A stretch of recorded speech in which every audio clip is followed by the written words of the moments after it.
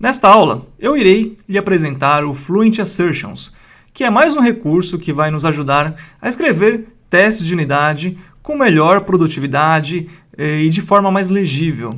Vamos lá ao cenário. Este aqui, as duas classes inclusive, é uma cópia da última versão dos testes de Client Service e dos testes do nosso cliente. Legal?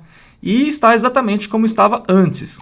Ambos olhando aqui para a última fixture que nós criamos, dentro da última collection que nós criamos. Ok? Estão funcionando, porém estão utilizando os assets normais.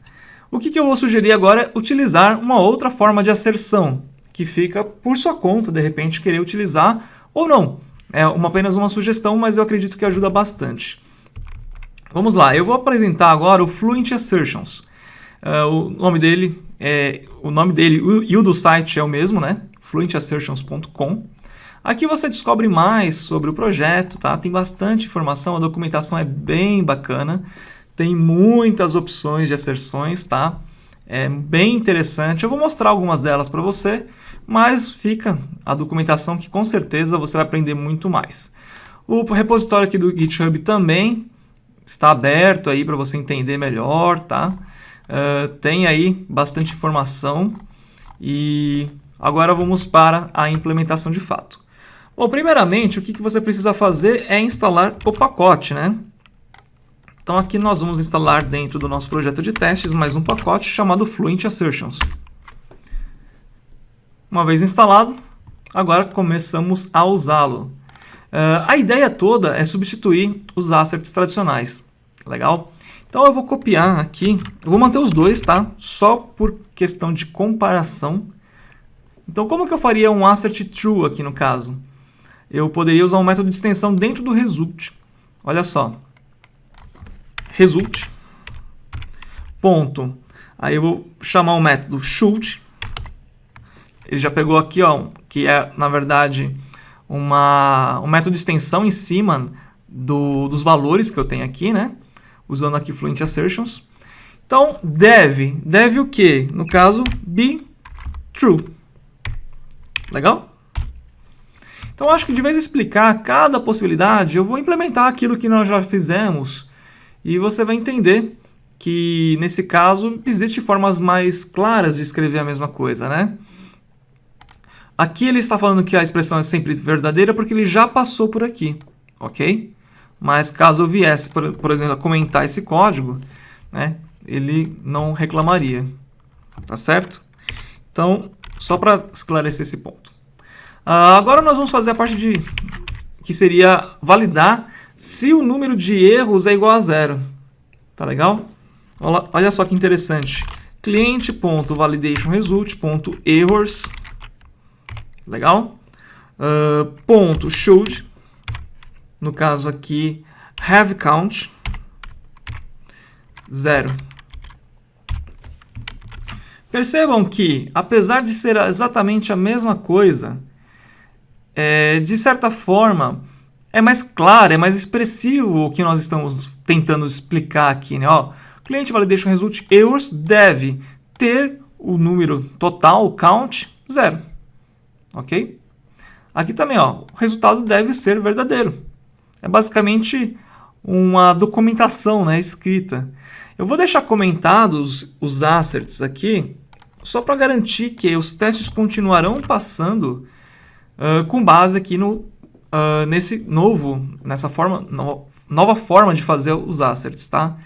E você vai ver que o resultado vai continuar sendo exatamente o mesmo. Bom, na outra expressão aqui é quase a mesma coisa, né?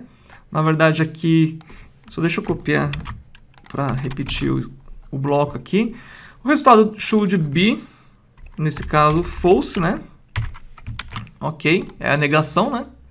E aqui, no caso de ter um número acima de 1, você pode colocar aqui dessa forma, ou você pode usar melhor, né? Você pode falar assim, ó, have count maior ou igual, legal? 1. Bacana? Uma coisa que eu acho interessante é a explicação. Ele dá uma explicação aqui, né? Que você pode passar uma string. E essa explicação serve para quando alguma coisa der errado. Sempre vai ter um because, né? Because alguma coisa. Então, nesse caso aqui, ele vai falhar se for diferente de 1, ou for 0 no caso, né? Porque ele deve possuir erros de validação. Legal? Então, vamos supor aqui que ele seja 0, tá? Legal? Só para falhar o teste aqui. Eu vou comentar esses dois aqui de cima. Então, aqui eu tenho o cliente Fluent Assertions, né? Eu vou rodar aqui esses dois testes. Espero que eles passem. Na verdade, o último não vai passar, né?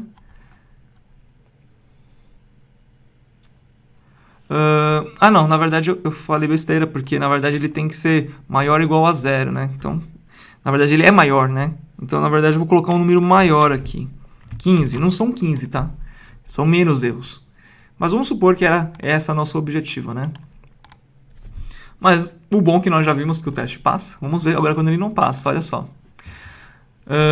Aqui é bem interessante essa forma de ver o problema, porque ele vai colocar aqui, olha, mensagem. Era esperado que o cliente validation resulte erros como tivesse, no caso, 15 itens ou mais, né? No mínimo, vamos dizer assim, 15 itens. Porque deve possuir erros de validação, mas foram encontrados 3. Lógico que misturar aqui um português com inglês não é muito interessante, né? Mas você pode escrever em inglês ou você pode escrever em português, desde que fique claro. Aqui ele está sendo claro, né? Era esperado que os erros tivessem pelo menos 15 erros encontrados. Por quê? Porque eles devem possuir erros de validação. No caso aqui a explicação poderia ser melhor, né? Mas foram encontrados 3. Bacana? Então, você poderia falar, porque ele deve falhar por tal e tal motivo, né? Então, é legal que ele envolve essa explicação em texto junto com o resultado do erro. Para quê? Para que a sua explicação, além de tudo, também seja muito expressiva. Isso que eu acho bem bacana. Ok? Então, lógico, aqui vamos voltar para 1, na verdade, né? Tem que ter 1 ou mais. Vamos rodar aqui os testes. E agora eles vão passar.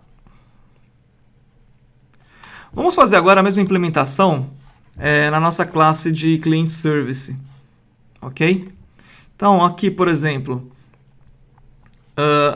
é o mesmo cenário, tá? Aqui desse assert. Então, eu só vou duplicar ele aqui. Esses aqui de baixo não tem como mexer, porque são com base no mock, então não é nenhuma asserção do próprio mock-kill. É uma asserção do mock, quer dizer, é uma asserção do próprio mock-kill, não é uma asserção do XUnit. Então aqui não tem como mexer. Mas esse aqui tem, né? Então a mesma coisa, ele vai seguir aquela linha, né? Assert que o cliente é válido should be true. Ou seja, ele tem que ser válido. Ok?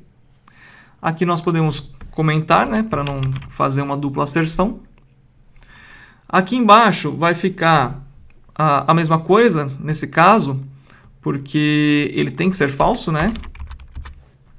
Então, eu poderia, inclusive, entrar com aquela brincadeira, criando aqui, então, mais um assert. Cliente é válido should be false, porque possui inconsistências. Legal? Então, ele iria dar um erro do tipo o quê?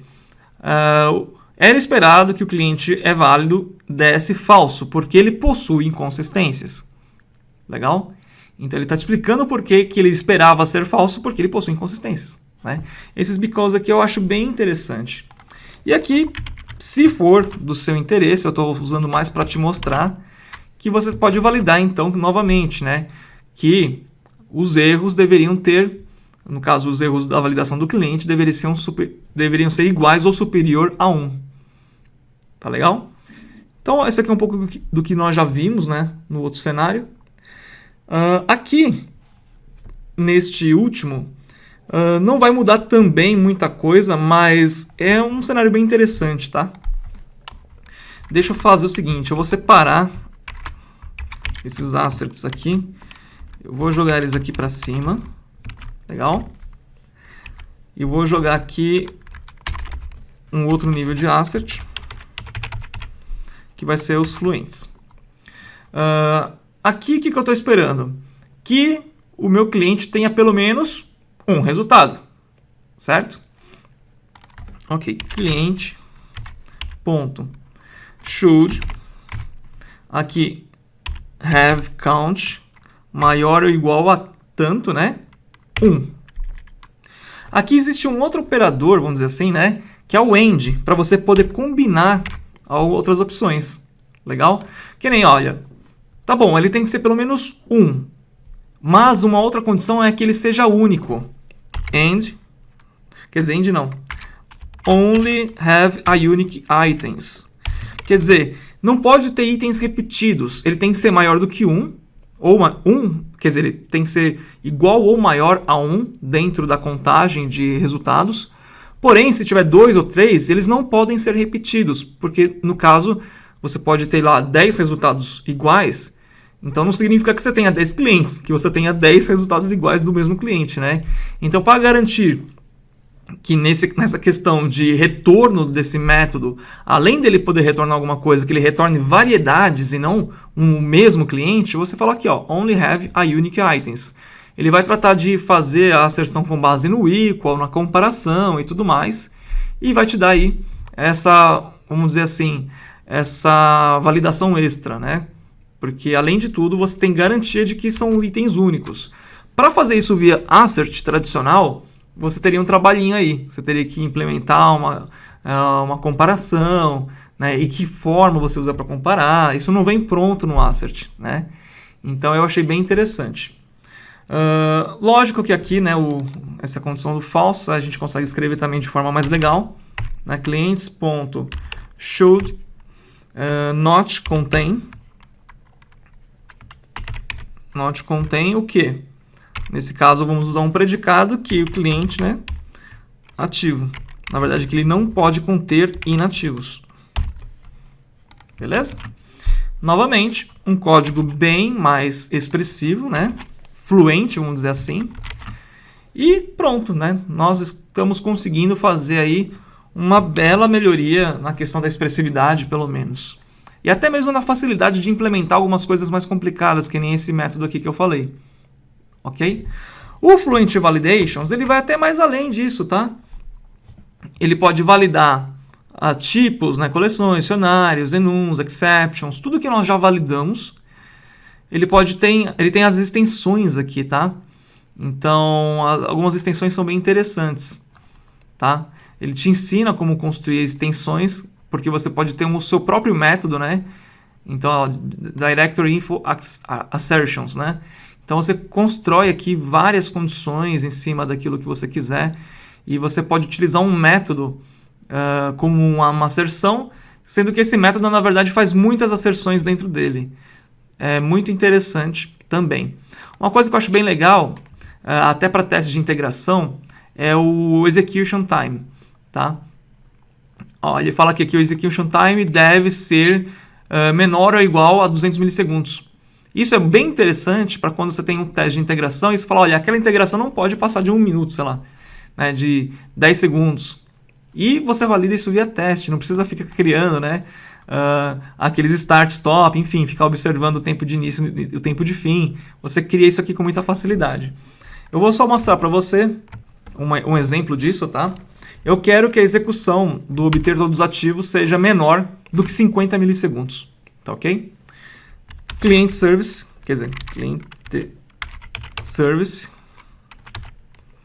Na verdade o Client Service aqui, ele não está nem instanciado aqui, ele é esse cara aqui. Client Service, ponto. Aqui, Execution Time Off. É tudo método de extensão, tá? Ele criou um método de extensão em cima do Client Service. Ele consegue criar método de extensão em cima até de classes que ele teoricamente não conhece, né? Execution Time Off, quer dizer, de algum método que nós temos aqui dentro, que deve ser o obter todos os ativos. Legal? Ponto. Deve o quê? Be less, tem que ser maior ou igual também, tá? Maior que, menor que, ou maior ou igual, né? Ou quer dizer, menor ou igual, ou simplesmente menor, tá? Ou próximo, né? Be close to. Aqui eu quero que ele seja menor ou no máximo igual. Então, aqui eu vou colocar um time span, no caso 50, ponto. Aí 50 o quê?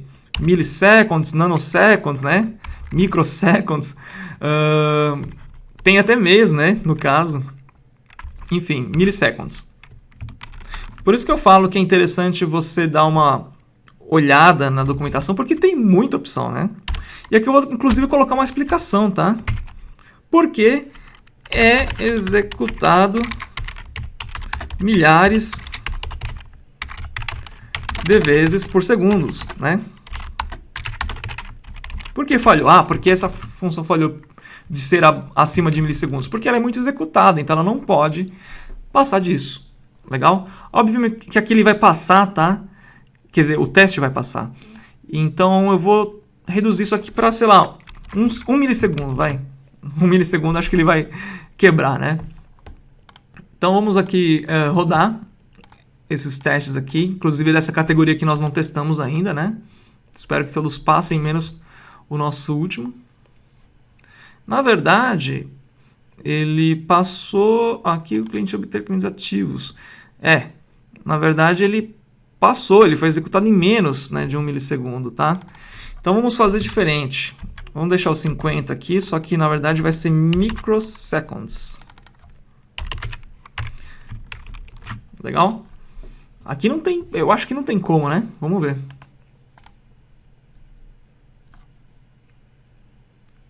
Ah, legal, falhou. Olha só, a execução do obter todos ativos deveria ser menor ou igual a 50 microseconds, porque é executado milhares de vezes por segundo. Porém, foi requerido exatamente 697,7 microsegundos, que é muito menor do que 1 milissegundo, né? Então, legal, nós já vimos como que ele falha. E é bem interessante até essa mensagem do because aqui, porque ele complementa a explicação. Inclusive ele diz quanto que ele durou, né? Isso também é bastante interessante.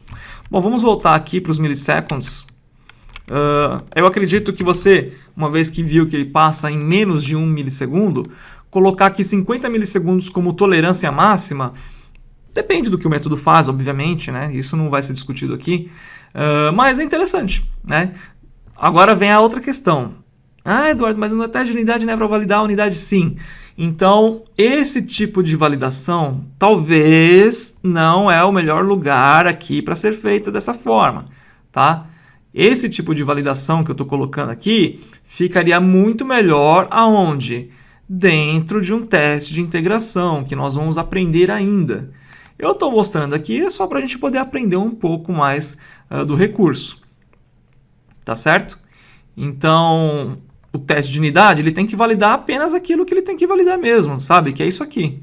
Se ele vai demorar mais ou menos, não é exatamente a preocupação da unidade. Tudo bem, ele tem que funcionar rápido, tá? Mas em questão de performance, quanto tempo ele performa, é difícil você querer mensurar todos os métodos. Seria mais fácil você mensurar um circuito, né? Esse circuito aqui tem que ser executado em menos X tempo. A não ser que esse método seja alguma coisa muito especial, que realmente você tem que ter uma atenção muito específica dentro dele, aí ok, você pode criar um outro teste de unidade focado em performance, aí seria, Client Service Performance Tests, e colocar aí as suas reivindicações sobre performance, tá? Não misturar do jeito que foi misturado aqui, que inclusive foi feito apenas por demonstração.